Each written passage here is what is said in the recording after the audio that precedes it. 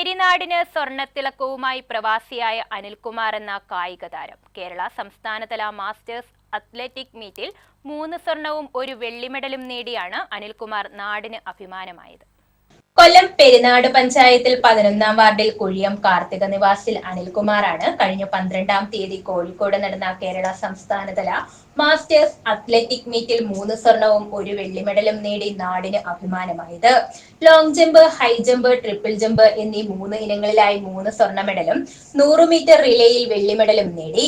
3 വർഷം പ്രവാസ ജീവിതം നയിച്ച ഇദ്ദേഹം നാട്ടിലെത്തി പഴയ അത്ലറ്റിക്കായ അനിൽകുമാർ വീണ്ടും കായിക ഇനങ്ങളിൽ പങ്കെടുത്ത് മെഡലുകൾ കരസ്ഥമാക്കിയത്. ഓൾ ഇന്ത്യ തലങ്ങളിൽ മത്സരങ്ങളിൽ പങ്കെടുത്ത് ഓൾ ഇന്ത്യ തലത്തിൽ തന്നെ മെഡലുകൾ കരസ്ഥമാക്കണമെന്നാണ് അദ്ദേഹത്തിന്റെ ആഗ്രഹം. ഞാൻ പ്രാക്കുളം NSS ഹൈസ്കൂളിലാണ് സ്കൂൾ വിദ്യാഭ്യാസം തുറന്നുകൊണ്ടിരുന്നത്. അവിടെ മുതലേ കായിക തലത്തിൽ നമ്മൾ നല്ല രീതിയിൽ വർക്ക് ചെയ്തുകൊണ്ടിരുന്ന ആളാണ്. സ്കൂൾ ലെവലിൽ തന്നെയും ജില്ലാ തലത്തിലും സ്റ്റേറ്റ് തലത്തിലും സർട്ടിഫിക്കറ്റുകളും മെഡലുകളും എല്ലാം നേടിയിട്ടുള്ള ആളാണ്. അത് കഴിഞ്ഞ് ഞാൻ എൻ്റെ ഗൾഫ് ജീവിതവുമായി ബന്ധപ്പെട്ട് ഞാൻ ഗൾഫിലായിരുന്നു. 24 കൊല്ലം ഗൾഫ് ജീവിതം കഴിഞ്ഞു വന്നു. ഞാനിപ്പോൾ വന്ന് ദ്രോണ ഇൻസ്റ്റിറ്റ്യൂട്ട് പരിശീലന കേന്ദ്രത്തിലെ കായിക താരം കൂടിയാണ്. കടവൂർ നീരാവിൽ ദ്രോണ ഫിസിക്കൽ സെന്ററിൽ കായിക താരമാണിപ്പോൾ.